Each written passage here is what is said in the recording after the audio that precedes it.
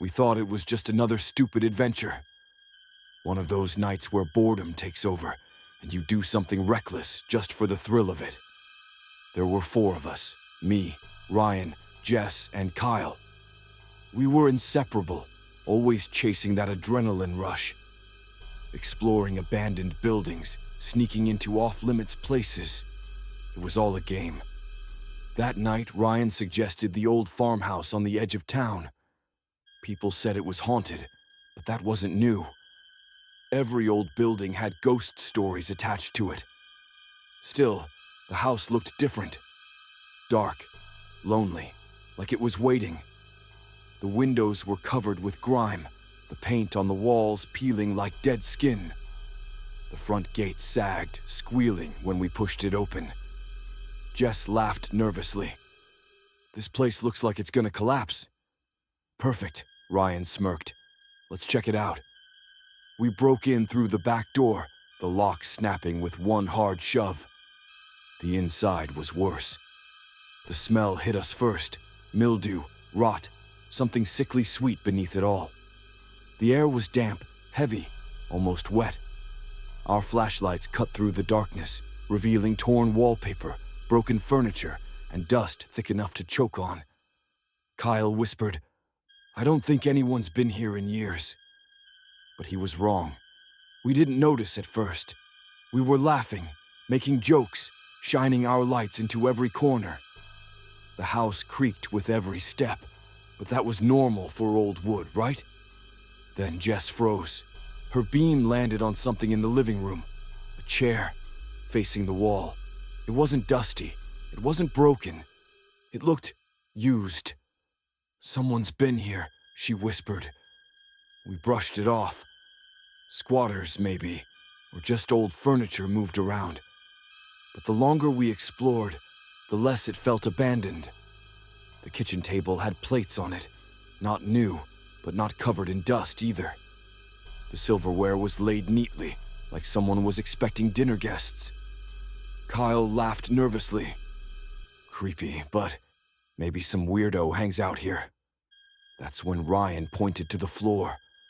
Footprints, fresh ones, leading deeper into the house. Jess wanted to leave.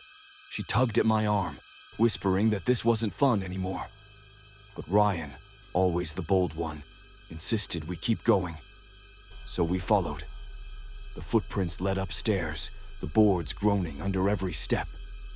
The air grew colder, and the smell stronger, like something rotten was hidden just out of sight. At the top of the stairs, the hallway stretched long and narrow. Doors lined each side, most of them slightly open. That's when we heard it. Breathing. Low, steady, coming from the end of the hall. We all froze. Our lights wavered. "Hello?" Ryan called out, his voice cracking. No answer, just breathing. Slow, deliberate. Then a whisper. "You shouldn't be here." Every hair on my body stood on end. The last door at the end of the hall creaked open wider. Darkness spilled out like liquid. Ryan swallowed hard. Probably just some old guy squatting.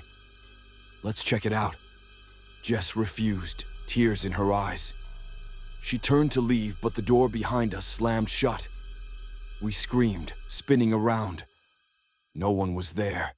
The air grew heavier, pressing against our chests. The walls seemed to close in, the wallpaper pulsing like it was alive. And then, footsteps, heavy, slow, coming down the hall toward us. But the hall was empty. The sound grew louder, closer, until it was right in front of us. My flashlight flickered. For a second, just a second, I saw it.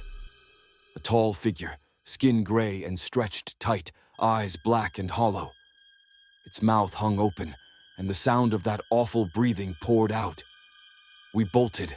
We tore down the stairs, crashing into walls, shoving each other in panic. But the house didn't let us out. Every door we tried was locked. Windows wouldn't budge. Behind us, the sound followed. Slow, heavy, always just a few steps behind.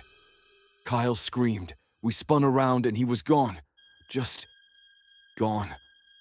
His flashlight clattered to the floor, beam rolling across the walls. Jess sobbed, clinging to me, her nails digging into my arm. Ryan cursed, kicking at a door until it finally gave way. We stumbled out into the night air, gasping, running until our lungs burned. When we finally stopped, we looked around. It was just me and Jess. Ryan was gone too. We stood in the street, trembling, unable to speak. The farmhouse loomed behind us, silent, dark, as if it had swallowed them whole.